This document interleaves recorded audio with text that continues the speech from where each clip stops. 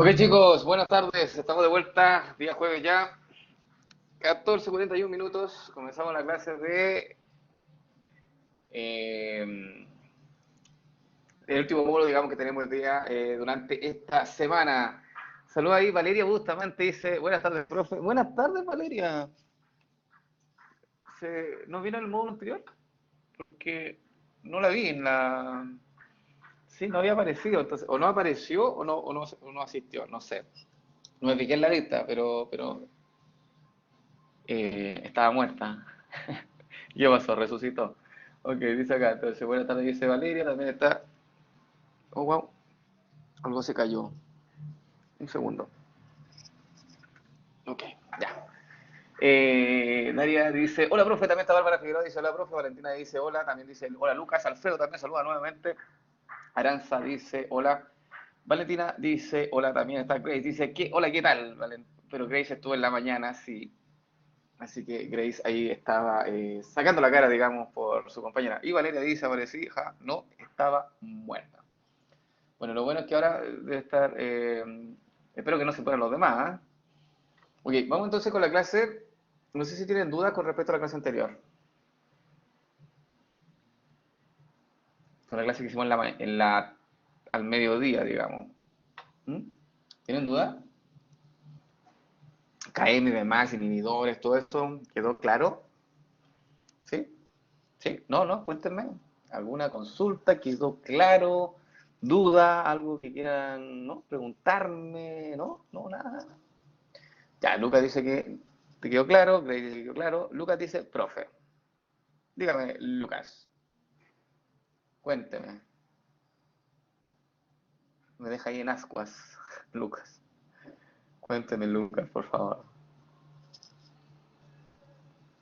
Ahí está. Para el KM siempre se ve la Vmax con y sin inhibidor. ¿Cómo para la KM siempre se ve Max? Ah, para el cálculo de KM, claro, para el cálculo de KM siempre tienes que fijarte en la velocidad máxima, sacar la mitad de la velocidad máxima y después extrapolar al eje X en el caso si fuera un gráfico o en el caso de una tabla, mirar la columna de concentración de sustrato.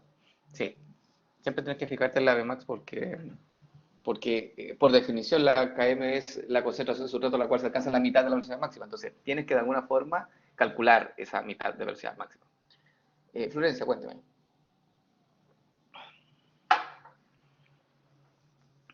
A mí me dejan asco ahí, profe, y me dejan. Florencia Malvoltín, la espero. Dice, en los controles y solenes también hará tablas así. ¿En los controles? No. Gráficos, sí. Imágenes. Pero tabla, generalmente trato de no abusar de las tablas porque hay mucha información y probablemente el estudiante ahí demande más tiempo, digamos, el análisis de tabla. Y en la solemne, mm, sí, alguna que otra tabla, pero acotada. Florencia, cuénteme. Profe, de que, o sea, es que tenía la duda si iba a poner tabla porque, para, o sea, para calcular la KM, porque igual teníamos que ocupar hartos datos para poder sacarla y a partir del valor de la KM así poder definir si el tipo de si es competitivo o no y todo eso. Ya, como tú dices, así como, hoy parece que les generó como estragos el ejercicio este, porque vieron un montón de datos. Mira, tabla así, No, no, o sea, no sé si es trago, pero como, o sea, ¿ya? como si es la única forma de preguntar sobre KM. No, existen muchas formas. Por ejemplo, yo te puedo decir en el enunciado, ponte tú, te digo, la enzima, voy a inventar un nombre, no sé, poner enzima floreanza, enzima. Eh, no sé, sus valores de KM es de 1 y el valor de Vmax es 2, ponte tú. Y se deja en contacto con un inhibidor en cual afecta los parámetros de KM, o sea, en el cual, no sé, po, cambia el KM de, no sé, po, de un valor de 1 a un valor de 3, ponte tú, y la velocidad no se ve afectada. Entonces, claro, te lo puedo dar así en un enunciado y después te puedo preguntar, bueno, qué tipo de inhibidor es. Esa es una forma. La otra forma con una tabla, así como lo que aparece aquí en pantalla, en donde, claro, te pongo velocidades, te pongo concentraciones y tú tienes que dilucidar entonces en base al cálculo de Km y Vmax el tipo de inhibidor. Y la otra forma es un gráfico. Te puedo poner un gráfico y después decir en base a este gráfico qué tipo de inhibidor o qué tipo de inhibición se está presentando. Claro, y ahí hay que ver la Km, el Vmax en el gráfico. Y puede ser un gráfico tanto que obedezca una cinética de Michaelis-Menten, ¿sí? O un gráfico, por ejemplo, un gráfico de este estilo, de Michaelis-Menten, o un gráfico de los dobles recíprocos.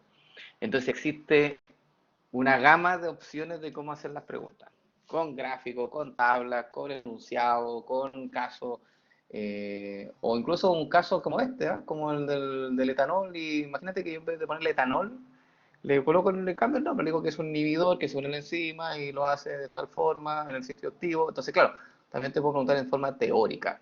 Así que hay una amplia gama de posibilidades. Bárbara Figueroa dice, profe, el resultado de la velocidad máxima partido por 2 siempre hay que aproximarlo con respecto a las cifras que salen en la tabla o a veces saldrá el resultado, eh, claro, hay que aproximarlo. O sea, si es que está ahí un valor en la tabla, sí, porque la idea, si usted tiene un valor exacto acá y no lo aproximan, ponte tú, y quieren poner un valor exacto y calcular el valor exacto de la concentración de sustrato que es la KM, tendrían que ser el gráfico. Tendrían que ser el gráfico de Leinberg. Y eso es mucho, mucho trabajo. Lo que tienen que hacer es sacar el inverso de las concentraciones de sustrato, ya, tabularlos, sacar el inverso de las velocidades, tabularlos, sacar el inverso de las velocidades con el inhibidor, tabularlo y graficarlo todo en un Excel. Y en eso yo creo que te puedes demorar fácilmente 15 minutos. Entonces, claro, para efectos prácticos, en este caso es mejor aproximar, porque es mucho más simple, ¿ok?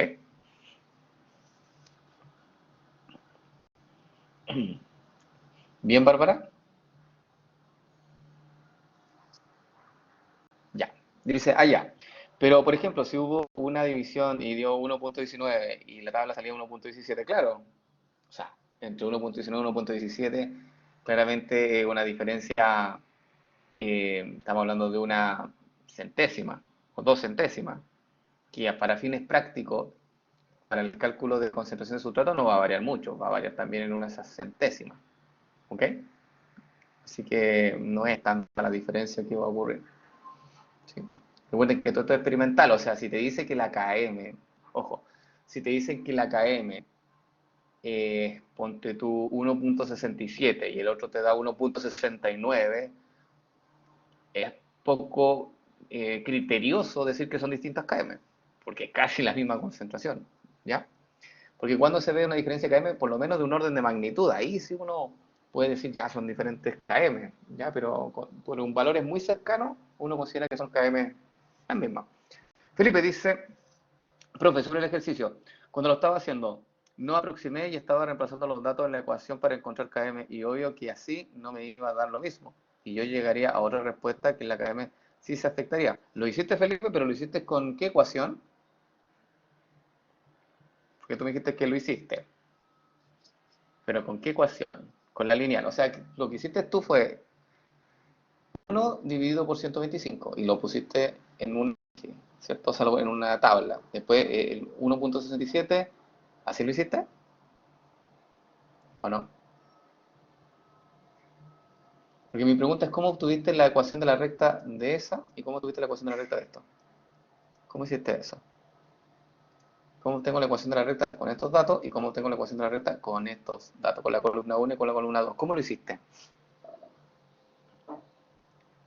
¿O reemplazaste la ecuación de Michaelis-Menten? Esa es mi pregunta. Porque créeme que hacer esto es harto trabajo. Me tienes que cada uno de estos datos dividirlo. Ya, pero es harto trabajo. Mira, lo que tienes que hacer para hacer mira, para hacer la gráfica, para que lo vayan entendiendo, para hacer esta gráfica, esta, esa gráfica lineal, tú tienes que tener todas las velocidades invertidas. Uno partido por la velocidad, todas. Y si quieres tener los datos del eje X, tienes que tener todas las concentraciones de sustrato, el uno dividido por todas las concentraciones de sustrato, una por una. Tanto sin el inhibidor como con el inhibidor. Después, cuando tengan todos esos datos, tanto de velocidad, ¿cierto? Uno partido por velocidad, con uno partido por concentración, ahí recién puedes construir el gráfico. Y después de eso, cuando tengas el gráfico construido, ahí recién tú le puedes pedir al Excel que te dé la ecuación de la recta. Y ahí recién puedes reemplazar. Entonces, al menos son 4 pasos. Entonces, con esta tabla, si tú lo quieres hacer así como profesionalmente, tú tendrías que cada uno de estos datos, porque aquí te da concentración de sustrato, este tendrías que dejarlo como 1 partido por concentración de sustrato. 1 partido por concentración de sustrato para poder hacer el gráfico. Y esto tengo que dejarlo 1 partido por velocidad, igual que este. Lo que implica que tienes que estos datos, el 1 dividirlo por 1,25 y anotar ese dato. 1 dividido por 1,67, anotar ese dato. 1 dividido por 0,25 o 0,50, poner ese dato. Y así hacerlo con todo esto. Y después, lo mismo con todas las velocidades. Y vas a tener nuevamente una columna con todos esos datos. Y lo mismo con esta. Y después de eso, puedes hacer construir las gráficas de esta columna con esta. Y ahí obtienes la curva sin inhibidor. Y después la haces con la columna 1, con la columna 3, tus datos obviamente, y vas a tenerla con inhibidor. Y después de eso le pides al Excel que te entregue la ecuación de la recta, que es y es igual a mx, ¿cierto? Más un n. Y después ahí sí puedes reemplazar, ¿cierto? Tu numerito, ¿cierto? Que tú calculaste la mitad de la velocidad máxima.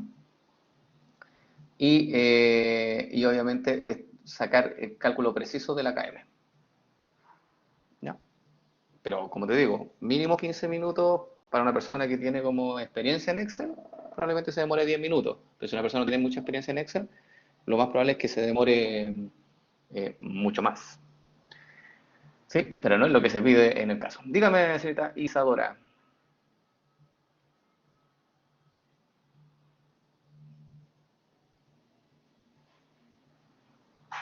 Ya. Dice, tengo una duda sobre la guía. ¿Va a subir algún solucionario? Eh, no, la guía es para que el estudiante la desarrolle, no hay un solucionario y que efectivamente las preguntas de la guía me las pueden hacer a mí. Esa es la idea, que lo discutamos en conjunto y que obviamente, porque les sirva a todos. ¿Sí? A Grace no sabía que se había subido una guía. En la mañana, en el módulo anterior les dije que dejé una pestaña en su Classroom que dice guías de ejercicio, ¿ya? Por si acaso. A ver, voy a compartir pantalla para que lo podamos ver.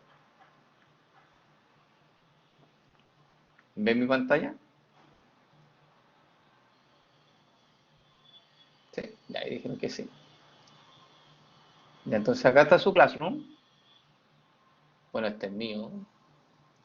Entonces, nosotros todavía estamos en la unidad 1 y acá, no, aquí dice guía de ejercicio. Acá le clic ahí y va a tener 2 guías. La guía de la unidad 1 y la guía de la unidad 2. O sea, perdón, las dos son de la unidad 1, me refiero a que la 1 es de biomoléculas y la 2 es de enzimología. ¿Sí? Así que tiene para poder descargarlo y obviamente poder desarrollarlo si es que lo necesita. ¿Ya? Es como material complementario. Y aquí está, mira, la TE y la solemne. La solemne obviamente todavía no se carga, pero ya está la tabla de especificaciones del estudiante. Usted le hace clic y se va a desplegar entonces la tabla de especificaciones. También está en los controles, la evaluación parcial, el control, y aquí está la tabla de especificaciones del control, para que ustedes puedan ver qué contenido ingresa. Por eso cuando los estudiantes me preguntan, profe, ¿qué ingresa? Yo digo, no han visto el portal, no han visto el Classroom. Y obviamente aquí usted después se puede conectar a su evaluación, que como todo esto no lo he parametrizado, no tengo acceso todavía, porque tengo que subir las preguntas y parametrizarlas. Ya, y como dijo Natalia, dice, profe, la guía no tiene respuesta. No, lo que me acaba de preguntar Isadora, no, las respuestas no están, no hay un solucionario y la idea es que el estudiante haga esa guía y todas las preguntas que tenga me las pueda hacer consultar a mí en un horario que, no podemos, que la idea es que hacer un horario de clase para que entonces a todos les sirva.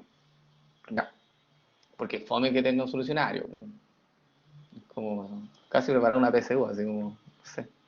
Ya, bueno, entonces con la idea es que reflexionen. De repente, de hecho, hay respuestas que a veces que hay que no son precisas, son preguntas, respuestas que usted tiene que dar en forma... vean la guía primero. son preguntas que se requiere de reflexión, entonces no hay una respuesta única, pueden haber varias respuestas y cada uno puede ser correcta en algún punto de vista. Ya. Un solucionario, así como matemática, me acuerdo. Cuando estaba ahí decía un solucionario, claro, que te ponían valores definidos, matemática, pero gastado en bioquímica, entonces las respuestas pueden ser un poco más, eh, digamos, amplias. Ya, vamos chicos. Ojo, si tienen dudas siempre me pueden mandar un mail, por si acaso. Y, como les digo, vamos a tratar de dejar un módulo para que me hagan todas las consultas que ustedes tienen. Voy a hacer un módulo de consulta, entonces ahí usted me puede preguntar de la guía, de la materia, pero ahí esa es la instancia en donde el estudiante tiene para saber, para informarse de cómo, si lo hizo bien o no lo hizo bien. ¿Ya? ¿Vamos bien, chicos?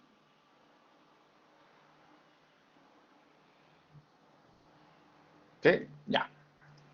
Vamos entonces ahora con descripción de tipos de mecanismos de regulación enzimática. Vamos a hablar de regulación alostérica, de isoenzimas, de modificaciones covalentes, tanto reversibles como irreversibles. Entonces, esta clase tiene que ver, para que podamos entrar en contexto, la clase que vimos en el módulo de la mañana, o el módulo de mediodía, hablaba de cómo, cómo son algunos inhibidores, ¿ya?, que pueden afectar a las enzimas. Y cuando hablamos de inhibidores, generalmente nosotros nos enfocamos a los de tipo químico, farmacológico, dicho de otra forma, compuestos externos que uno pueda estar consumiendo. ¿Ok? Esos son los inhibidores. Cosas que nosotros estemos en contacto con ellos y que algunos, digamos, pueden operar en forma reversible, otros irreversible. Ya, entonces todo lo que vimos en el módulo anterior era con respecto a agentes externos que uno puede estar en contacto o consumiendo, como por ejemplo un fármaco. Pero esta clase tiene que ver cómo, cómo lo hacen tus enzimas internamente para regularse. Porque ustedes sabrán que las enzimas dentro de una célula o dentro de tu cuerpo, esas enzimas no están operativas siempre, ¿o sí? Tiene que haber un control de cómo esa enzima está operativa, cuando no está operativa, ¿cierto? Y ese control no se hace mediante fármaco. De hecho, tu cuerpo lo hace en forma natural. ¿Y cómo lo hace? Esa es la pregunta. ¿Cómo hace nuestras células, cómo lo hace nuestro cuerpo para regular la actividad o la función de una enzima? Mediante distintos mecanismos. Y esos son los que vamos a hablar hoy día. La regulación alostérica es un tipo de mecanismo que utiliza algunas enzimas, otras enzimas utilizan el mecanismo de isoenzima, otras enzimas utilizan mecanismos como modificaciones covalentes, que son de tipo reversible en algún caso, o de tipo irreversible en otros casos. Entonces tenemos que entender en qué consisten cada uno de estos mecanismos. ¿Bien? ¿Se entiende para dónde vamos? ¿Cuál es el foco? ¿Sí? Ya, para que no perdamos el foco, porque es súper importante no perder el foco a lo que vamos a apuntar.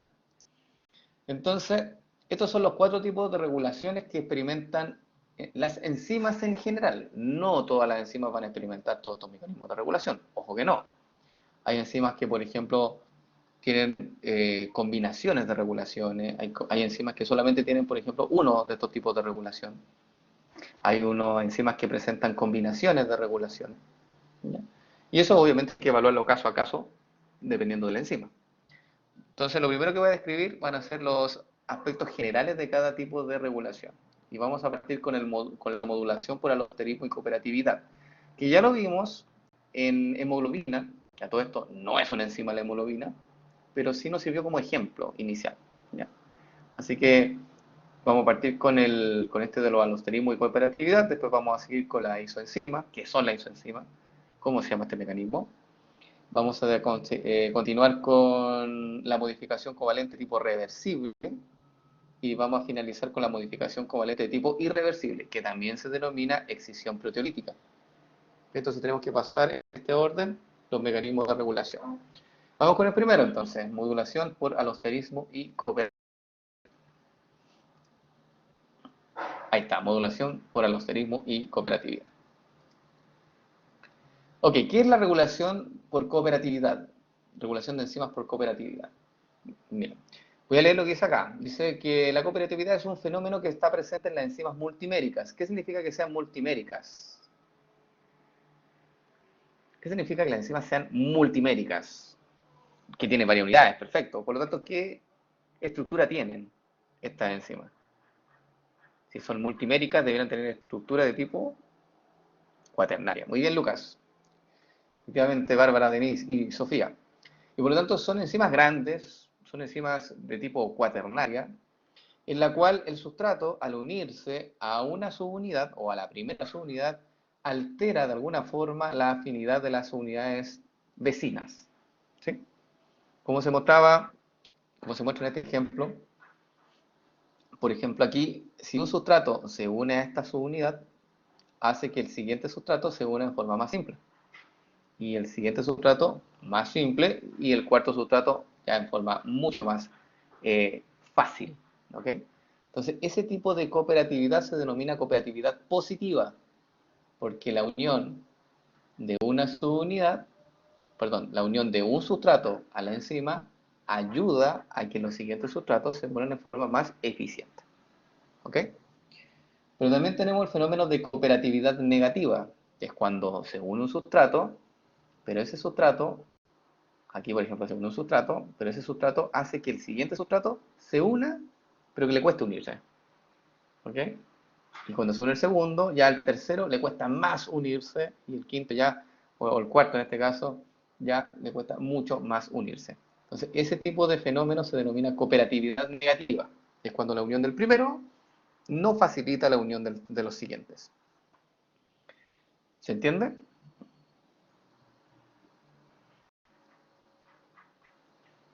¿Sí? Ya. Y eso también nosotros la vimos en la hemoglobina. Dijimos que cuando hay una unión de oxígeno, ese oxígeno ayudaba a que los otros oxígenos se unieran de forma más simple. Y claro, ahí estábamos hablando de un tipo de cooperatividad de tipo positiva. Bueno, lo mismo se aplica acá a las enzimas. Las enzimas también tienen esa facultad. Muchas de ellas, no, obviamente no todas. ¿Cómo se ve esto de la cooperatividad? Cuando usted analiza una curva de velocidad versus concentración de sustrato, se ve una curva en forma de S, o sigmoide, ¿ya? Muy distinta a la curva de Michaelis-Menten. Porque la curva de Michaelis-Menten, si es que no lo recuerdan, era una curva de tipo hiperbólica, era de este estilo. ¿Sí?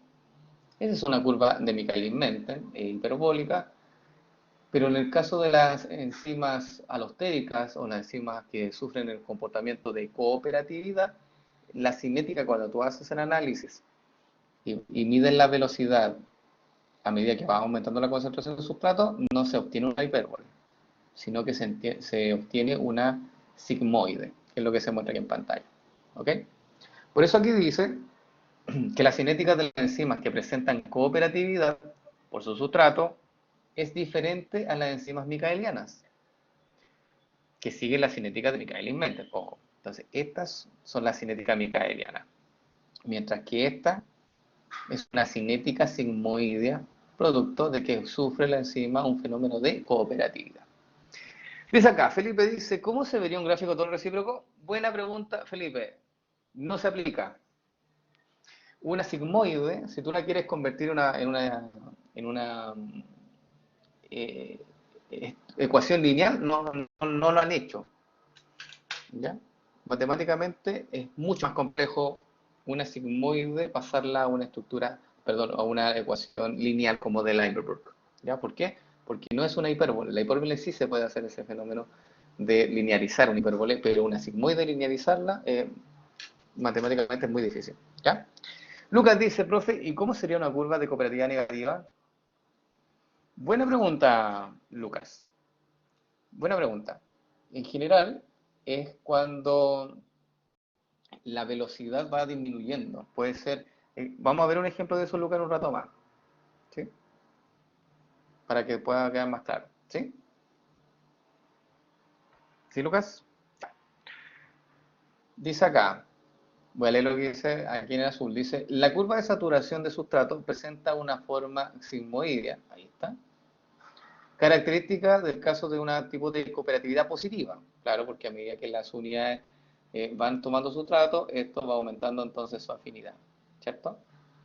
Una curva, dice acá, la constante de disociación, que es el complejo enzima-sustrato, que aquí en este caso se llama K sub 0,5, se calcula del mismo modo que la Km, por la interpolación gráfica. Pero en términos legales, nosotros no podemos ponerle aquí Km, porque esta no es una cinética micaeliana, no es una cinética de este estilo. Por eso, en términos legales, por decirlo así, no podemos ponerle Km, sino que se le pone K05. Pero en términos de definición, es lo mismo. La K05 es la concentración de sustrato, la cual se alcanza a la mitad de la velocidad máxima. Esa definición sigue siendo idéntica para ambos casos. Solo que legalmente no le puedes poner la M porque Michael y Menten no descubrieron esta cinética. Y como no la descubrieron, entonces no se les puede acuñar a ellos el término de KM en este caso, sino que se le pone K05. Pero en términos, como te digo, de definición, úsenlo indistintamente. Bien.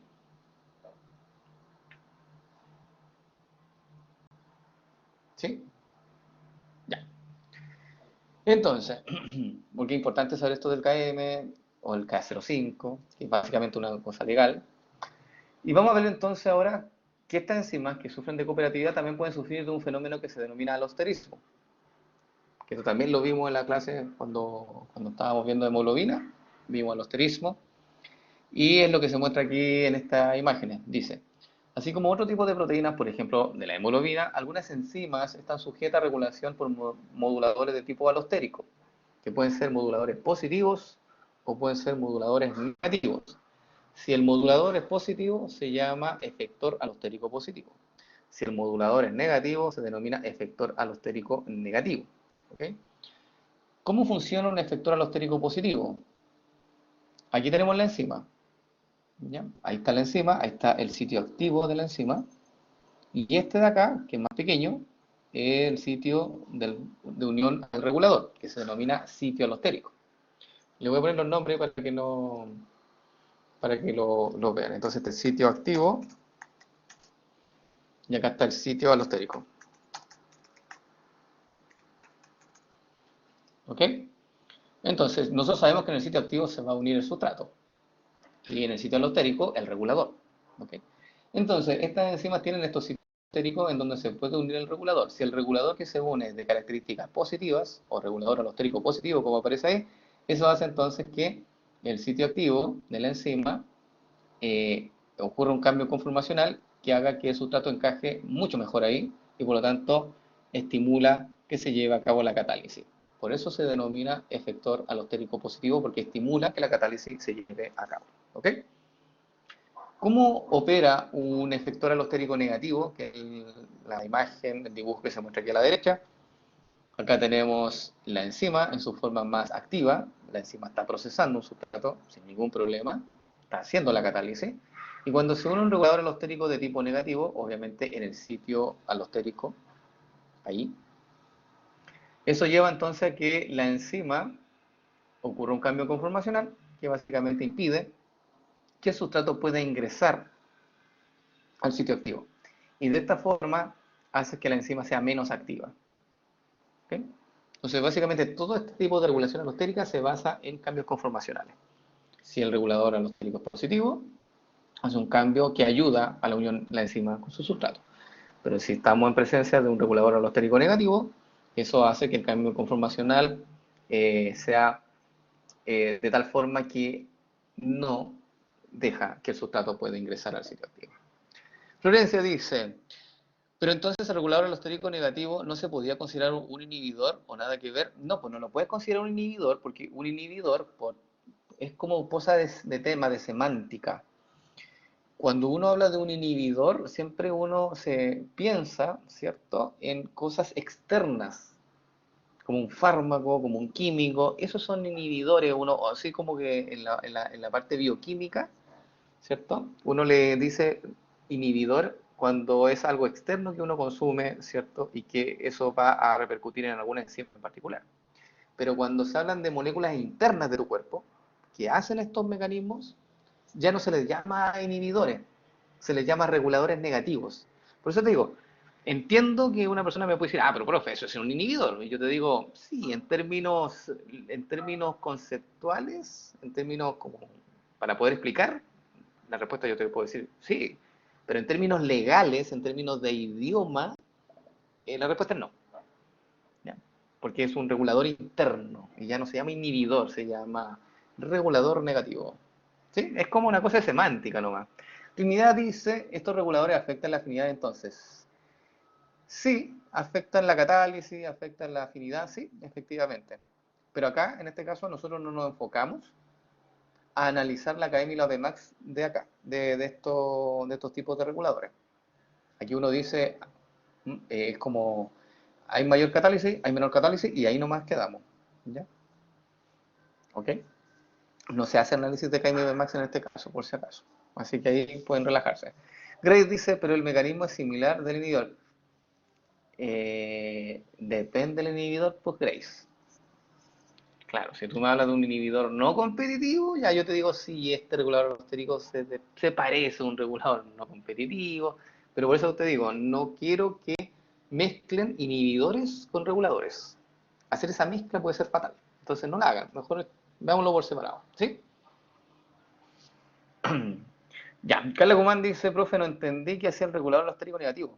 Según la enzima, Carla, el regulador alostérico negativo se une a la enzima en un lugar, en un sitio que se llama sitio alostérico y genera un cambio en la forma de la enzima. Sobre todo afecta la parte del sitio activo, la deforma de alguna, por decirlo de alguna forma, ¿sí? Y eso hace que el sustrato entonces no puede ingresar y así de esa forma entonces bloquea la reacción o inhibe de cierta forma o inactiva un poquito la enzima. ¿Sí, Carla? Ya. ¿Y por qué se hablan de reguladores? Porque aquí está la cosa, es más difícil de lo que ustedes creen. Porque una enzima no es todo nada, no es que se active o se inhiba, no es así.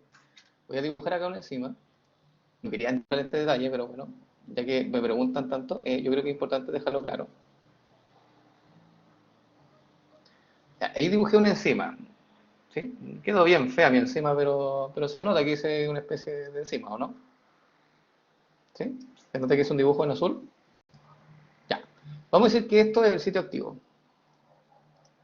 Sitio activo. Que ojo, voy a poner uno solo, que pueden tener varios sitios activos, pero para simplicidad voy a poner uno. Pero existen enzimas que tienen varios sitios reguladores. Aquí está, regula sitio alostérico 1, voy a poner sitio alostérico 1, sitio alostérico 2. Entonces, para que ustedes se fijen lo difícil que de repente estudiar enzimología, sitio alostérico 3. Entonces, en este caso hay tres sitios alostéricos. ¿Se notan ahí los sitios alostéricos? ¿Sí? Que son como esos hoyitos que hice. Ya. Entonces, una enzima, a veces una enzima de tu cuerpo interna, a veces uno quiere que funcionen no al 100%, sino que funcione a velocidad intermedia, pero no que no funcione. O sea, ¿y cómo lo hago entonces para que esto no sea blanco y negro, ¿no? Para que sea así como funcione, no funcione? No, quiero que la enzima de repente funcione al 50% o al 20%, ya que haya una gama, digamos, de velocidad de formación de producto. ¿Cómo lo hago? Con enzimas alostéricas donde tienen distintos sitios de unión de distintos reguladores. Así, por ejemplo, puedo tener un regulador positivo y un regulador negativo. Si yo uno un regulador positivo al primer sitio alostérico, la enzima obviamente va a aumentar su actividad. Si uno un segundo regulador positivo en el segundo sitio alostérico, la actividad va a aumentar aún más. Pero ¿qué pasa si yo no quiero que aumente tanto? Bueno, tengo la opción de poner un regulador negativo en el tercer sitio alostérico y con ello bloqueo cierta capacidad y con eso la velocidad entonces empieza a disminuir. Entonces, es tan fino la regulación, no es todo nada, como en el caso de los inhibidores que vimos en la clase pasada, sino que acá hay una gama de velocidad y de catálisis que tú puedes tener internamente en tu cuerpo gracias a estos reguladores que existen en cada célula. ¿Se entiende? Entonces pueden hacer las distintas combinatorias. Puros reguladores negativos, puros reguladores positivos, dos positivos, uno negativo, dos negativos, uno positivo, lo que ustedes quieran. Y dependiendo de los números de sitios alostéricos que tenga la enzima, que pueden ser más de 3. ¿Se entiende lo difícil que puede llegar a hacer el estudio de una enzima? ¿Sí? ¿Ya? Por eso que aquí no se calcula KM max. Porque aquí no es todo o nada, no es que afecta directamente, por eso no se hace ese cálculo, porque obviamente es mucha información la que uno tiene que manejar para poder recién sacar esos parámetros de KMB+. Y esto solamente teniendo en cuenta que hay un solo sitio activo.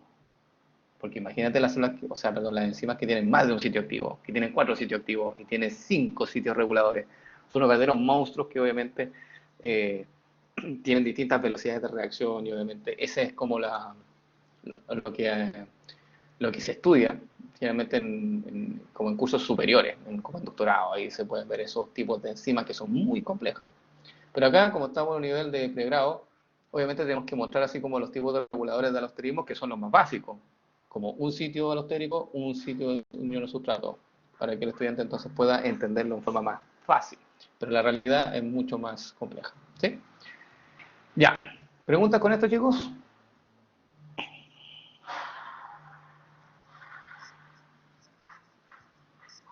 ¿No? Ya.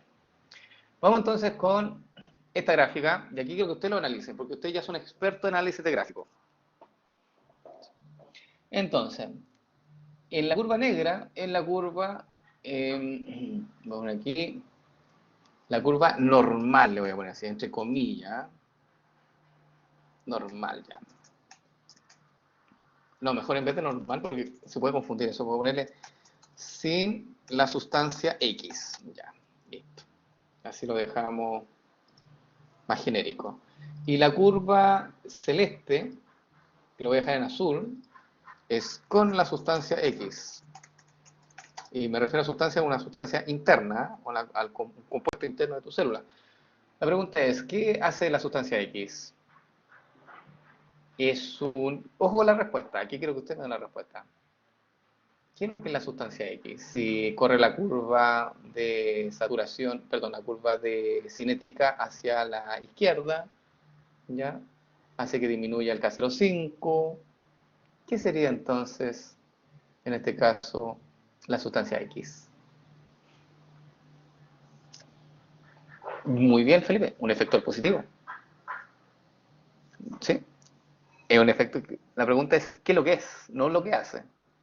Carla respondió que aumenta la afinidad. Sí, aumenta la afinidad, pero eso es lo que hace. Mi pregunta es, ¿qué es lo que es? ¿Qué es lo que es? Felipe dijo un efector positivo. ¿Qué dicen los demás? ¿Qué es lo que dicen acá los demás? Sí, dice Cristian. Pero ¿qué dicen los demás? Pónganle nombre, por favor. Efector positivo, no sé, dice Grace. Efector alostérico positivo, perfecto, ya. De partida. Es una curva, vamos por partes entonces, para que no se pierdan. ¿Esto es una curva sigmoidea o es una curva hiperbólica? Primera cosa, ¿sigmoidea o hiperbólica? Sigmoidea, listo. Si es sigmoidea, ¿ya? Y estamos hablando de una sustancia interna de tu cuerpo, no podemos decir que es un inhibidor o un activador, no. Tenemos que decir que es un efector alostérico. Ahora, la pregunta es, ¿qué tipo de efector alostérico es? ¿Es un efector alostérico positivo o es un efector alostérico negativo? Y aquí vamos a la gráfica. Si el K05 disminuye, ¿qué significa con respecto a la afinidad? ¿Qué está haciendo esta sustancia con la afinidad de la enzima con el sustrato? La está aumentando, ¿cierto? Porque yo les dije que el K05 es lo mismo que la KM en términos de definición, pero obviamente en términos legales aquí hay que poner K05. Okay. Entonces, lo que nosotros estamos observando básicamente en esta gráfica es que si yo agrego la sustancia X, la K05 va a disminuir. Por lo tanto, yo sé que la afinidad entonces de la enzima por sustrato está aumentando. Si hay una sustancia interna de mi cuerpo que está aumentando la afinidad de la enzima por el sustrato, en ese caso estaríamos hablando de un efector alostérico de tipo positivo. Y aquí dice, un efector alostérico positivo provocará una disminución de la K05, lo que se observa como un movimiento de la curva sigmoidea hacia la izquierda. ¿Sí? ¿Por qué? Porque está aumentando la afinidad de la enzima por el sustrato. ¿Se entiende? ¿Sí? Ahora sí, las personas que se perdieron, así ahora lo entendieron. ¿Sí? Ya. Entonces, así se hace el análisis fotográfico. No es tan complejo, pero obviamente hay que tener cuidado con el idioma, ¿sí? Con el idioma, de cómo decir las cosas. Dice, Aranza dice, la velocidad también aumenta. No, Aranza, la velocidad, si te das cuenta, mira, fíjate, la velocidad máxima se mantiene constante. No, no, pero sí, lo que sí es importante es que se requieren más bajas concentraciones de sustrato Aranza para llegar a la velocidad máxima. Eso sí es un dato no menor, que no necesito tanto sustrato para llegar a la velocidad máxima, sino que necesito menos concentración de sustrato para llegar a la velocidad máxima. Entonces, con un poquito de sustrato que vean encima, lo va a procesar al tiro. Por eso se dice que es un efector alostérico positivo. Vamos con esta de acá. Lo mismo. ¿Qué es la sustancia X? Recuerde que la curva azul es con la sustancia X. Voy a poner aquí con la sustancia X. Sería un efector alostérico de tipo negativo. ¿Correcto? ¿Todos de acuerdo? ¿Por qué? Pues si nosotros analizamos la gráfica, nuevamente vemos, este es el comportamiento en negro, el comportamiento en enzima sin ningún regulador, pero cuando yo agrego esta sustancia X, o no es que yo la agregue, sino que la célula lo tiene y se lo entrega a la enzima, y se une a la enzima, en este caso la curva se desplaza hacia la derecha, lo que hace que el K05 aumente, dicho de otra forma, la afinidad de la enzima por sustrato disminuye, y eso hace entonces, se desprende entonces de que este regulador alostérico es un efector alostérico de tipo negativo. Bien, que es lo mismo que dice acá, un efector alostérico negativo provocará un aumento de la K05, lo que se observa como un movimiento de la curva sigmoidea hacia la derecha. Bien.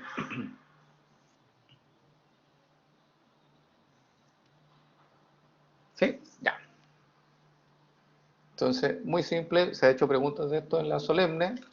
En vez de poner la sustancia X, nosotros hicimos, no sé, por ejemplo, algunos reguladores estéricos, como por ejemplo nucleótidos, el ATP, ATP o algún otro, y claro, y el estudiante tiene que hacer el análisis, que es muy simple. Ok, ¿tienen preguntas entonces con el asterismo?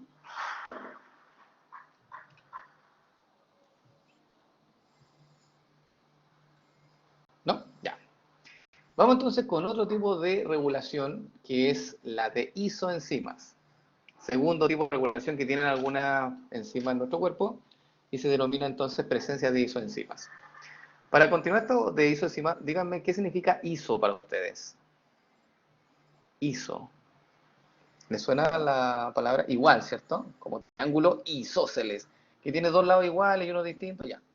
Acá iso también significa igual. Entonces son enzimas que son casi iguales. Por eso se le denominan isoenzimas. Y eso es lo que se muestra aquí a continuación. Bien. La definición dice, las isoenzimas, dice acá, las células de nuestros distintos órganos y tejidos contienen enzimas que, aunque catalizan las mismas reacciones, pueden presentar características estructurales, físicas e incluso inmunológicas distintas. Entonces son enzimas que son muy similares en términos de la forma, la estructura, muy, muy similares. No son iguales, son muy similares, pero que catalizan una misma reacción. Un ejemplo de ello es la lactato deshidrogenasa. Existen muchos ejemplos de isoenzimas. Lo vamos a hablar de esto para que lo podamos aterrizar. ¿Se acuerdan de la lactato deshidrogenasa? ¿Les suena la lactato deshidrogenasa, esta enzima? Solo como para saber nomás. ¿Le suena? ¿No? ¿No le suena? Ya. Lo más probable es que si yo le doy un ejemplo, sí le va a sonar. La lactato deshidrogenasa es una enzima que lo que hace, la reacción que cataliza es tomar el piruvato y convertirlo en lactato, más conocido como ácido láctico. Y generalmente, cuando funciona esta enzima, cuando por ejemplo tú haces ejercicio, ¿se acuerdan cuando hacen ejercicio extenuante? No, no el ciclo de Krebs, Felipe. El ciclo de Krebs ocurre dentro de la mitocondria y la lactato deshidrogenasa es una enzima que está en el citoplasma. Tampoco de Calvin, no. De Calvin tampoco. ¿Ya? Y la lactato deshidrogenasa es una enzima que hace fermentación, de hecho, y se encuentra en el citoplasma de las células, sobre todo en las células musculares. Entonces, cuando una persona hace ejercicio, se dan cuenta que de repente hay personas que no son deportistas o que no hacen ejercicio por mucho tiempo y de repente hacen ejercicio y al otro día te duelen los músculos y te duele. Y te puede doler por varios días. Claro, porque se acumula ácido láctico en esos músculos. Bueno, la enzima responsable de la formación de ese ácido láctico se llama lactato deshidrogenasa, o más conocida como LDH, esa es la simbología. ¿Okay? ¿Tiene que ver con la glucosa? Sí, tiene que ver con la glucosa. Cuando la glucosa entra en glicólisis, se transforma en piruvato, y el piruvato, cuando no hay disponibilidad de oxígeno, no entra en la mitocondria y se queda en el citoplasma, se encuentra con la enzima lactato deshidrogenasa y se convierte en lactato, o más conocido como ácido láctico. ¿Sí? Y eso genera calambres, dolencia y, y otras cosas. ¿Sí?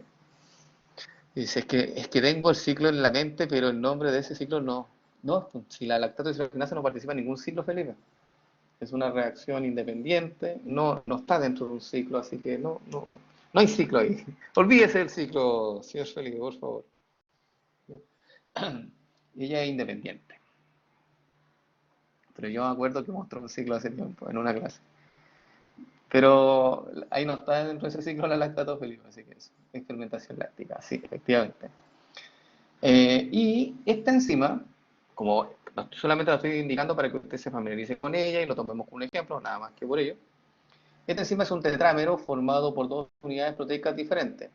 Dos, una se llama la unidad H, que es del corazón, y la unidad M, que es del muscle, que significa músculo, músculo esquelético, y que son obviamente codificadas por distintos genes.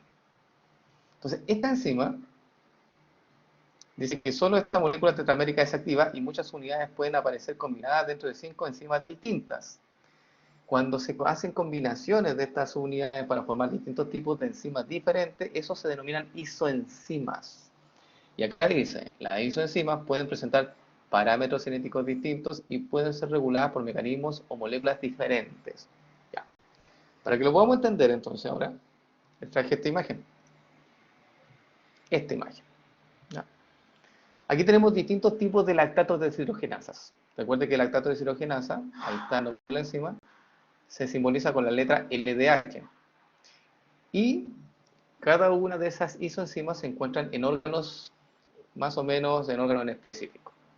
Por ejemplo, la lactato deshidrogenasa 1, la isoforma 1, se encuentra en el músculo, en el corazón y también en los glóbulos rojos.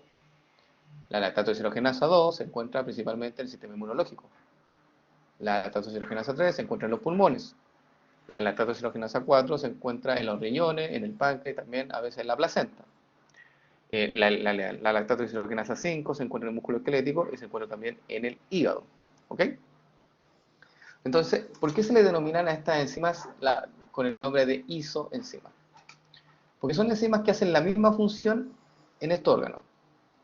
Por ejemplo, la lactato deshidrogenasa hace la misma función en cualquier de estos órganos, la función es la misma. ¿Okay? Que básicamente hace una reacción, ¿cierto? Del piruvato, pasar al lactato, o hacer la reacción al revés en el caso que sea, digamos que el órgano lo necesita. Pero la reacción siempre es la misma. Pero ¿qué es lo que es diferente entre ellas? Esa es la pregunta. Porque son isoenzimas, son las mismas enzimas, pero tienen diferencia. ¿En qué diferencia ustedes pueden notar?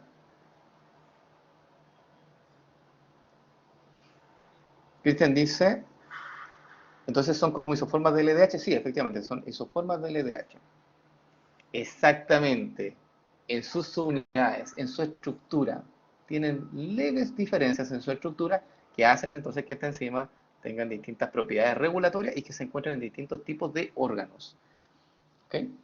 Entonces, por ejemplo, la LDH1 es una enzima que tiene 3 unidades pesadas, ¿ok? Y por eso lo encontramos en el corazón y en el músculo esquelético. La LDH2 tiene 3 cadenas pesadas, una mediana, y esa se encuentra preferentemente en el sistema inmunológico. Y así sucesivamente, cada LDH entonces tiene distintas subunidades que llevan entonces que tengan una forma levemente distinta, ¿ok? Pero que cuya función en este órgano sigue siendo la misma para todos. Cristian dice, profe, pero todas esas LDH y esos distintos tipos de LDH se les llama en conjunto isoencimas. Sí, correctamente. Todos estos son isoencimas.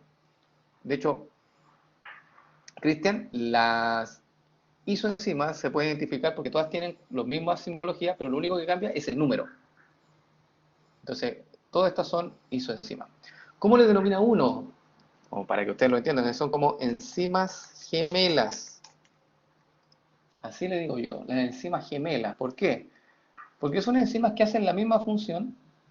La LDH1, la 2, la 3, la 4, la 5, hacen lo mismo, pero tienen pequeñas diferencias a nivel de estructura. Lo que lleva entonces que cada una de estas enzimas se encuentre en distintos órganos en particular y además que tengan distintas propiedades de regulación. No es lo mismo regular una LDH5 que regular una LDH1. No es lo mismo porque tienen pequeñas diferencias estructurales que obviamente los reguladores que van a llevar a que esta enzima o sea más activa o sea más inactiva, lo van a ser reguladores específicos de cada órgano. Bien, probablemente tengan muchas preguntas porque la isoenzima es un tema, digamos, complejo, pero se utiliza mucho en clínica, por eso es importante que quede claro. ¿Tienen dudas, chicos?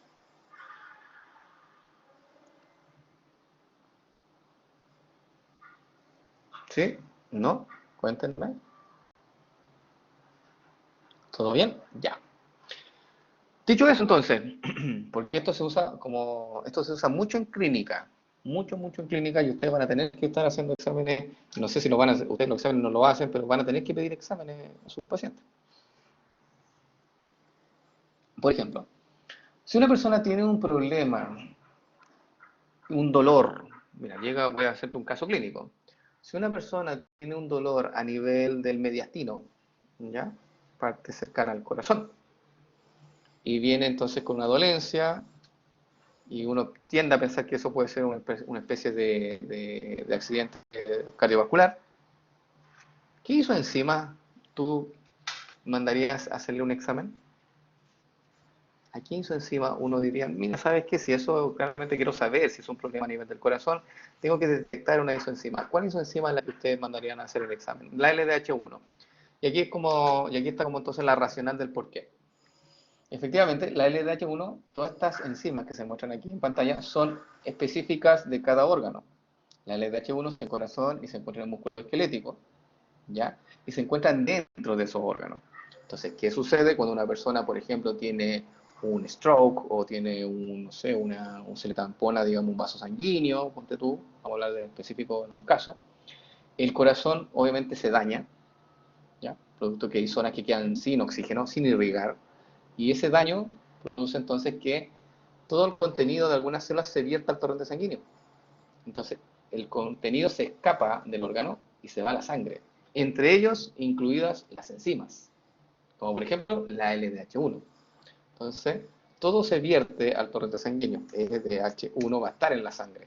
Y por lo tanto, si la persona viene con una dolencia a nivel mediastino, uno le dice, hágase un examen de sangre, ¿sí? Se le extrae sangre entonces al paciente, y obviamente en esa sangre uno ve si está o no la presencia del LDH1. Si está la presencia del LDH1, entonces uno puede decir, puede ser estimado que usted haya tenido un problema a nivel cardíaco. Pero si no te sale elevado los niveles de LDH1, a lo mejor es otra cosa que puede estar suscitando ahí en el sector, ¿ya? Entonces, las isoenzimas te sirven mucho para identificar o dar el primer approach o la primera aproximación de cuál es el órgano que pudiera estar afectado frente a una dolencia o una patología. ¿Se entiende? Sí. Ya. Dice, Bárbara dice Ortega, profe, ¿qué pasa si la LDH4 está aumentado en la placenta? Mira, la LDH4 está en la placenta. Es una enzima súper importante en la placenta porque es justamente la que forma el lactato y que el lactato es importante para la regulación del pH en el feto y también para la amortiguación, para también darle combustible al feto al momento durante el desarrollo, durante eh, la gestación, ¿sí?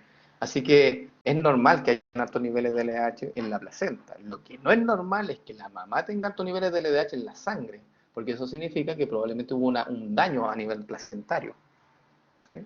Porque recuerden que estas enzimas son intracelulares, tienen que estar dentro de esos órganos, dentro de las células de esos órganos.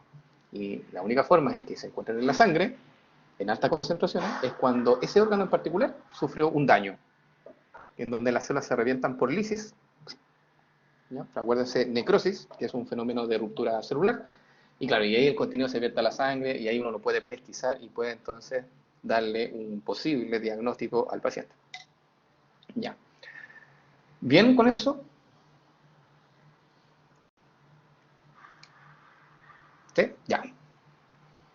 Entonces la isoenzima son otros mecanismos de regulación que existen. No sé si encuentro otro acá. Pucha, quería hablarles de otro, pero no sé si lo tengo. Ah, lo tengo más adelante. Ya, no importa. Para la próxima clase vamos a hablar de una isoenzima que me parece súper interesante que tiene que ver con la isoenzima hepática. Porque han tenido algunas personas o pacientes o compañeros o familiares o conocidos que a lo mejor han tenido problemas a nivel de hígado, producto del consumo excesivo de fármacos o producto del consumo excesivo de alcohol que puede llevar a cirrosis, ¿cierto? Entonces ahí hay un montón de isoenzimas que uno puede analizar en la sangre y te pueden decir más o menos si existe un daño o no existe un daño a nivel hepático, ¿ya? Y es súper interesante, generalmente uno de los órganos que más se utiliza la isoenzima en los problemas a nivel hepático, porque es uno de los órganos que está constantemente en contacto con todos los fármacos y todos los químicos que uno consume a nivel oral, en los primeros órganos donde llegan esos fármacos, justamente en el hígado, y por eso el hígado se lleva toda esa carga, por eso es que hay que cuidar el hígado. Aranza dice entonces, si hay presente el LDH, ¿hay daño o algo así? Si hay presente LDH en la sangre, y dependiendo cuál LDH esté presente en la sangre, es más o menos, tú puedes dilucidar cuál es el órgano que pudiera estar afectado. Y hay daño. Ya. Felipe dice, profe, la regeneración, perdón, del hígado tiene relación con las enzimas que son propias de él. Sí, claramente, o sea, el hígado tiene una alta tasa de regeneración y no solamente viene dado por el tipo de enzimas que tiene, sino que también por el tipo de células que tiene, porque son células de tipo mesenquimática y esas células tienen una alta tasa de diferenciación y una alta tasa de proliferación y por tanto puede este órgano regenerarse eh, digamos a lo largo de toda tu vida hasta cierto porcentaje. O sea, si el hígado está dañado más de un 70%, ya ahí se habla de cirrosis y ahí el hígado no se regenera. Ahí hay que recurrir a un trasplante. Pero si el daño es de un 50% para arriba, bueno, eso sí puede se puede revertir, obviamente, si uno se cuida. Catalina Antonia dice, profe, estoy confundida, no entiendo cuál es la regulación, cómo se regula. No, esto no es esto es genética, Catalina. Sí, buena pregunta. Estas enzimas, cada una de ellas, como son distintas, son eh, expresadas por distintos genes. La LDH5 se expresa por los genes que se encuentran en el músculo y que se yo, en el hígado, la LDH4 por los genes que se encuentran en nuestro órgano. Eso lleva a que la enzima, entre ellas, tienen diferencia de regulación. A eso va. A eso apunta, digamos, esta diapositiva. ¿Ya? O sea que la LDH5 tiene distintos reguladores que la LDH4, que la LDH3, que la LDH2 y también que la 1. Todas estas isoenzimas hacen la misma función, pero cada una de ellas tiene sus propios reguladores en forma específica. Ya, vamos con la modificación covalente reversible. La modificación covalente reversible es bastante simple. ¿Se acuerdan ustedes de las fosforilaciones? fosforilaciones, desfosforilaciones, glicosilaciones, ¿sí? Todas aquellas modificaciones que se le haga a una enzima en donde se forma un enlace de tipo covalente y que ese enlace covalente se puede armar y desarmar, se denominan entonces, caen dentro de esta clasificación de regulación que se llama modificación covalente reversible. ¿Por qué? Dice acá, algunas enzimas están sujetas a regulación por modificaciones covalentes que son reversibles y eso ocurre en residuos específicos. Recuerden que residuo significa aminoácido, el aminoácido específico. ¿Qué tipo de modificaciones covalentes son las que nosotros más estudiamos, las que más identificamos? Son estas que están en la tabla. Por ejemplo, fosforilaciones, glicosilaciones, acetilaciones y metilaciones. ¿Okay? Entonces, hay enzimas que, por ejemplo, tú las puedes fosforilar, hay otras enzimas que tú las puedes glicosilar, hay otras enzimas que tú las puedes acetilar, otras que las puedes metilar, y esas modificaciones que tú le hagas a la enzima ocurren en aminoácidos particulares, no en cualquier aminoácido. Y para eso está esta segunda columna. Dice, grupos modificables más frecuentes. Por ejemplo, una enzima que se fosforila, los aminoácidos que se pueden fosforilar son la serina, la treonina y la tirosina. ¿Por qué? Porque justamente estos aminoácidos tienen grupo alcohol. Y como tienen grupo alcohol, estos son los grupos fosforilables, ¿sí? Donde tú puedes agregar un grupo fosfato. Si tú quieres glicosilar una proteína y con eso regularla, tiene que tener al menos un aminoácido de asparagina, que es una amida. La asparagina tiene un radical amida en su extremo, y por lo tanto puede ser N-glicosilado. Se pone un azúcar ahí. Si tú quieres hacer una O-glicosilación de una enzima, esa enzima tiene que tener aminoácidos de serina o treonina, porque el grupo funcional que puede ser glicosilado o glicosilado es el grupo alcohol. ¿Okay? Si tú quieres acetilar una proteína, acetilar una enzima, tiene que tener una lisina en la parte terminal, una lisina, y las lisinas sí se pueden pegar a grupos acetilo. Y si tú quieres metilar, tienes que tener también una lisina o una arginina, que son aminoácidos que se pueden metilar, donde tú agregas un grupo metilo. ¿Ok? Entonces, la idea no es que esta tabla ustedes se la aprendan de memoria. No, simplemente lo traigo a colación para que ustedes vean que existen distintos tipos de modificaciones covalentes que podemos hacerle a una enzima, pero que obviamente que esa enzima tiene que tener residuos o aminoácidos específicos para poder hacer esa modificación. Si no los tienen, no se puede. ¿Vamos bien?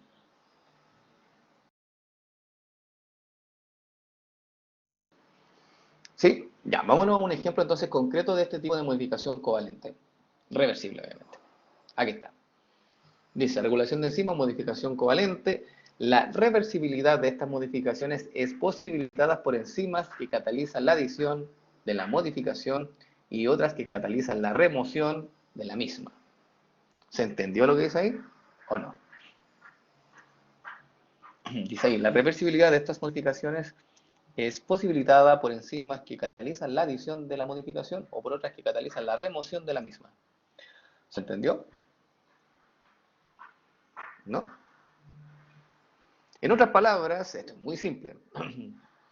Aquí es el esquema el que te va a ayudar en esa definición. Es muy simple, pero claro, a veces las palabras bonitas a veces no se entienden. Entonces, dice acá, aquí hay una enzima sin modificar. ¿Sí? Hay una enzima que no se le agregó ningún grupo químico. Y en este caso, si yo quiero modificar esta enzima de forma covalente y que sea reversible, necesito de otra enzima. Y ahí dice, enzima que cataliza la adición de la modificación. ¿Por qué? Las modificaciones covalentes no ocurren por arte de magia. No es que una sustancia venga y se una. No. Para poder hacer una modificación covalente tienes que necesitar una enzima que pueda pegarle o adicionarle el compuesto químico a la enzima que quieres modificar. Por eso es que sale aquí una enzima sin modificar, viene una enzima que va a hacer la modificación y hace la modificación. Fíjate que acá dice enzima modificada. Y efectivamente se pegó un grupo químico, que puede ser un grupo fosfato, un grupo acetilo, un grupo metilo, o un grupo, o un glúcido, ¿sí? Una N-glicosilación, por ejemplo. Eso depende obviamente del tipo de enzima que tú quieres modificar. Y esa unión de ese grupo químico es en forma covalente, por eso se llama modificación covalente. ¿Ok? Y si tú quieres quitar ese grupo químico, ya que está unido en forma covalente, si tú lo quieres remover, sacar, necesitas de otra enzima que catalice la remoción de la modificación. Por lo tanto, este tipo de mecanismos de regulación de estas enzimas se requieren de enzimas adicionales para que hagan o la adición del compuesto químico o la remoción de ese compuesto químico. ¿Ahora sí se entendió?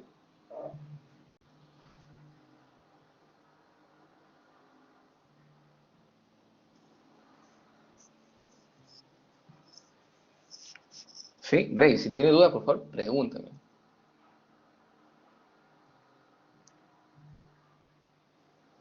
¿Los demás tienen dudas?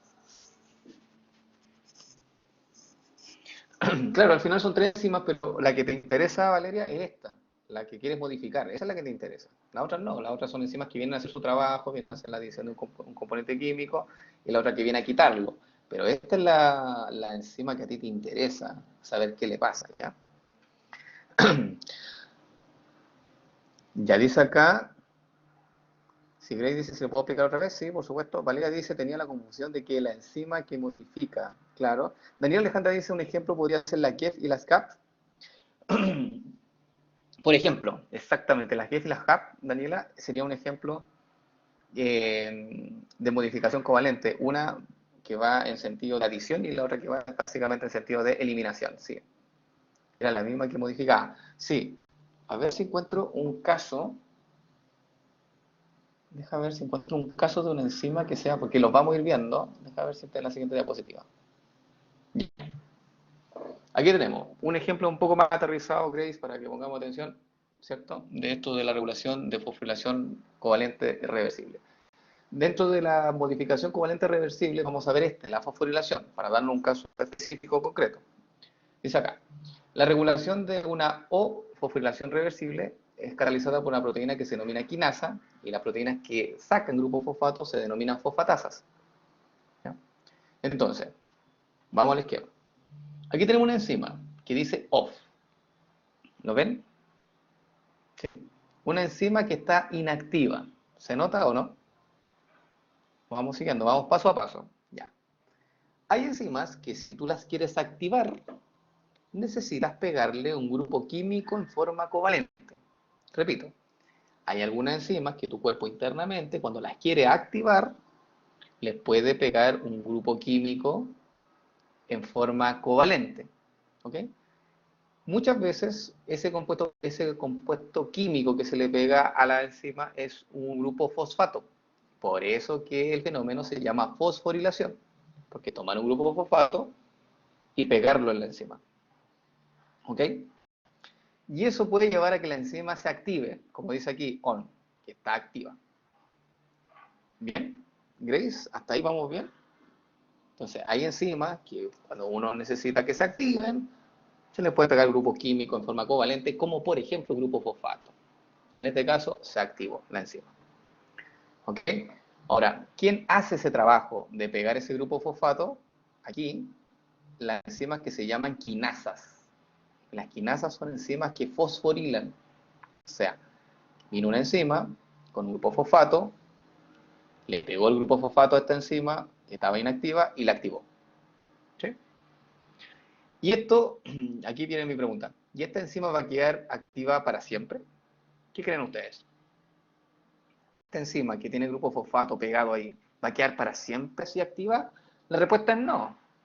¿Por qué? Porque la fosforilación es reversible. ¿Y cómo saco ese grupo fosfato ahora? Para, por ejemplo, en este caso, hacer que esta enzima se inactive nuevamente. ¿Cómo lo hago? ¿Qué necesito para sacar ese grupo fosfato?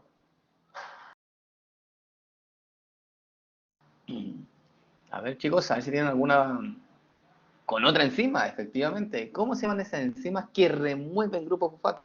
Fosfatasas. Y esa enzima desfosforilan. Ahí abajito dice desfosforilación y efectivamente las enzimas que hacen ese retiro del grupo fosfato se llaman fosfatasas. Entonces, claro, le saca el grupo fosfato a la enzima y obviamente la enzima vuelve a su estado original. ¿Y para qué está esta diapositiva? Por otra información adicional. Y aquí le voy a hacer la pregunta a usted, porque yo creo que se puede equivocar. Si yo fosforilo una enzima, la pregunta es simple, ¿eh? Si yo fosforilo una enzima, que se puede fosforilar obviamente, ¿se va a activar o se va a inhibir? Repito la pregunta. Si yo fosforilo una enzima, ¿se va a activar o se va a inhibir? ¿Qué creen ustedes? La pregunta es como capciosa, de hecho. Lo estoy haciendo como bien capciosa. Lucas dice, depende. Dominic dice, depende de la enzima. ¿Y qué dicen los demás? Si yo fosforilo una enzima, ¿se va a activar o se va a inhibir? Pienso lo mismo, dice Felipe, perfecto. Concuerdo, corroboro, confirmo, van a decir, así es, confirmo. ¿Ya? ¿Qué dice Valentina? Bárbara, Grace, Valeria. ¿Qué dicen ustedes? Solamente porque quiero saber también su opinión. Corroboro. Ok. Ya, efectivamente, ratifico, dice, yo diría que se activa ya. Bien, Valeria, que me diga usted qué piensa de una forma, porque en general, y yo también así lo pensaba cuando estaba en pregrado, yo pensaba que las enzimas, y eso fue hace muchos años atrás, uno tiende a pensar de que cuando una enzima se fosforila se va a activar. Y la respuesta es no necesariamente, porque como dijeron muchos de ustedes, depende. ¿De qué depende? De la enzima en cuestión. ¿Por qué? Porque hay enzimas que cuando tú las fosforilas se activan, como por ejemplo una enzima como la glicógeno fosforilasa, que es una enzima que se encuentra en el hígado, y esa enzima, cuando tú le haces esta modificación covalente reversible y fosforilas entonces esa enzima, ella se activa. Pero hay otras que no, hay otras que si tú las fosforilas se inactivan, como por ejemplo esta, la glicógeno sintasa, es una enzima que cuando se encuentra fosforilada se encuentra inactiva. Y la única forma de que se active es que se le quite ese grupo fosfato o se hace desfosforile. Por lo tanto, no todas las enzimas que se fosforilan se van a activar. A eso voy. Y lo que hay que hacer es analizar caso a caso la enzima. Hay enzimas que se fosforilan y se activan, y hay casos que enzimas que se desfosforilan y también se activan. Entonces, por eso le digo ahí, cuidado con esa afirmación, porque generalmente en las pruebas nosotros apuntamos eso de saber si el estudiante efectivamente entiende el concepto.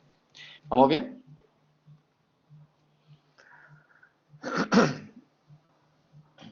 ¿Sí? Ya. ¿Cómo vamos en el tiempo? ¿Cuántos minutos me quedan? 6 minutos. Grace, siempre cortándome. Ah, verdad que le debo 5 minutos. Bien, Grace, tienes razón. Sí. Ya. Yo creo que alcanzamos a ver esto un poquito. Ya. Modificación covalente de tipo irreversible. Excisión proteolítica. Y aquí no es difícil esto. Vamos a ver esta diapo y con eso vamos a terminar. Dice así. Regulación de enzimas, excisión proteolítica. Excisión es cortar, romper. Eso es excisión proteolítica. ¿Ya?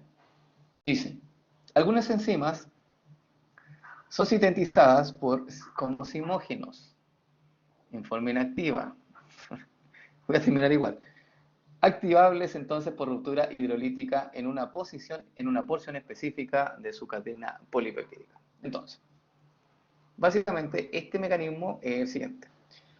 Muchas células producen la enzima pero en forma inactiva, ¿ya? Y esa enzima inactiva se denomina zimógeno, ¿ok? Y esa enzima inactiva a veces se tiene que activar. ¿De qué forma se hace? Muchas de ellas lo hacen por excisión proteolítica. Excisión ya les dije que es cortar la proteína, ¿sí? ¿Y quién hace ese corte proteolítico? Obviamente enzimas que son las proteasas. Ellas son las encargadas de romper el enlace peptídico. Y es como se ve en la imagen. Entonces aquí tenemos la enzima completa, inactiva, y se le hace un corte en el enlace peptídico, lo que lleva entonces a la liberación de un pedazo de proteína. Y ahora sí la enzima, cuando se liberó ese trozo, ahora sí la enzima queda activa y puede llevar a cabo su funcionalidad. ¿Ok? Ese es un ejemplo, o sea, esa es la explicación de una regulación de enzima por excisión proteolítica. Y aquí viene mi pregunta, entonces, si esta enzima está activa, ¿significa que va a estar activa por el resto del tiempo? ¿Qué dicen ustedes? Pregunta capciosa. La respuesta es sí. La respuesta es sí. La enzima va a ser activa para siempre porque es una modificación covalente irreversible. Significa que si tú cortas este enzimógeno, la enzima va a quedar activa para siempre. Por eso este mecanismo de acción siempre hay que tener bien claro cuando un enzimógeno tú quieres activarlo. Porque claro, efectivamente, este pedacito, muy bien, muy buena pregunta Felipe, dice, ¿no hay nada que vuelva a poner el pedazo que se perdió? No, por algo se llama modificación covalente irreversible. ¿Y por qué se llama modificación covalente? Modificación porque estás haciendo un cambio. Covalente porque estás rompiendo un enlace peptídico. Y el enlace peptídico es covalente. E irreversible porque una vez que tú liberas el trozo de proteína, no se puede volver a pegar. Esto no puede volver atrás. Por lo tanto, súper importante que este mecanismo sea bien regulado. ¿Dónde se presenta en el organismo este tipo de regulación? Esta regulación, dice aquí, es característica en enzimas digestivas. Cada vez que tú comas proteína, por ejemplo, tu enzima digestiva se activa mediante este mecanismo. El proceso de apoptosis, que es un fenómeno irreversible, una célula que se quiere suicidar, se va a suicidar. No, eso no se puede revertir y por lo tanto también opera este fenómeno de escisión proteolítica. Y también cuando ocurren los factores del complemento. Entonces ahí tienen algunos casos específicos de donde se aplica este tipo de regulación.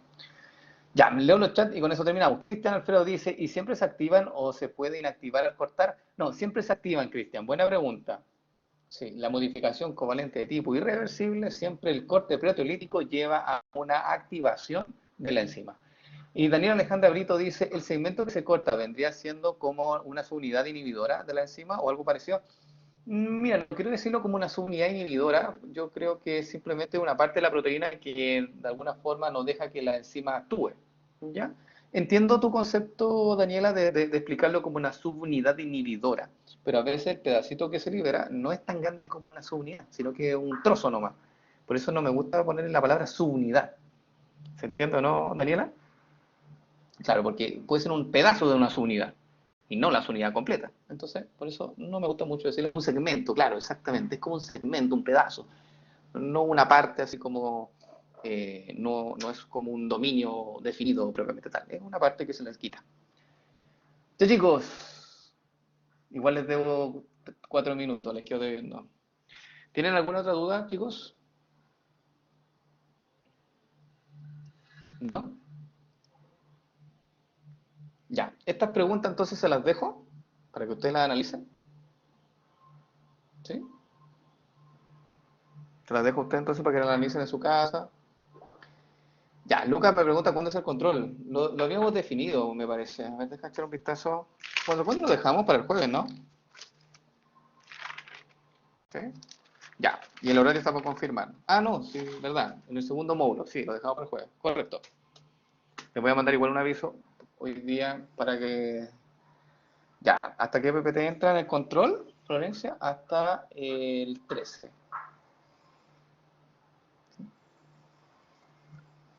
Dice aquí, jueves 30 hasta la sesión 13. Muy bien, señorita Valeria. Fantástico, gracias por... dice acá, parece solemne, pero no lo es. Es mucho, dice, ya, no se quejen, por favor. De mí ya se está quejando, ya la va a sacar de nuevo la pizarra para la próxima. Gracias, dice, me lo eché, dice Valeria. ¿Qué esperanza? Dice Aranza, dice, sería clase 12, ¿no? Hasta la clase 13 entra en el control. ¿Ya? Nosotros vamos a la clase 12. Efectivamente nos queda la 13 y con eso estamos listos para el control del día jueves. Felipe dice, ¿cuándo se va a confirmar la hora? Esta semana. Ahí voy a confirmar la hora. Eh, porque tengo que pensarlo todavía. Cristian Alfredo dice, ¿lo veremos el miércoles entonces? Sí, pues, el miércoles nos vemos. El miércoles terminamos la clase 13, el jueves partimos con la clase de la primera unidad y después el control en el módulo siguiente, en la tardecita. No dije nada, dice Aranza. Grace dice, haga una clase de repaso. Claro, Vamos a ver si tenemos tiempo, Grace, si es el punto. Estamos tan apretados de tiempo. Y Bárbara Ortega dice si apoyo a Grace. Ya, Aranza dice me va a explotar la cabeza. Ya, Felipe dice ya perfecto, podría ser control de salida, digo yo. Lo voy a barajar. Padre dice sí. Denise dice chao, profe, chao, señorita Denise. Lucas dice hasta luego, profe, que esté bien. Hasta luego, Lucas. Aranza dice que sí, apoyo a Felipe. Ah, ya, sí. Ah, ¿verdad que Valeria y Felipe tenían, sí, verdad? Sí, por eso lo apoyan, ¿no? Está claro, ya. Denis dice, chao profe, chao Daria, chao también Trinidad, Benjamín, Bárbara dice, muchas gracias profe, que esté bien, nos vemos, estimada. Paz dice, chao profe, chao Cita Paz, chao Cristian, chao Aranza, chao Valentina, chao Constanza, ¿quién más está? Chao Constanza. Perfect profe dice que esté bien, nos vemos, chao Benjamín, chao Felipe, chao Bárbara, que esté bien también señor Felipe, chao Grace, tenga compasión en el control. Sí, en el control va a haber compasión, en la solemne no sé si tanto. Ya chicos, cuídense que estén bien, chao, chao.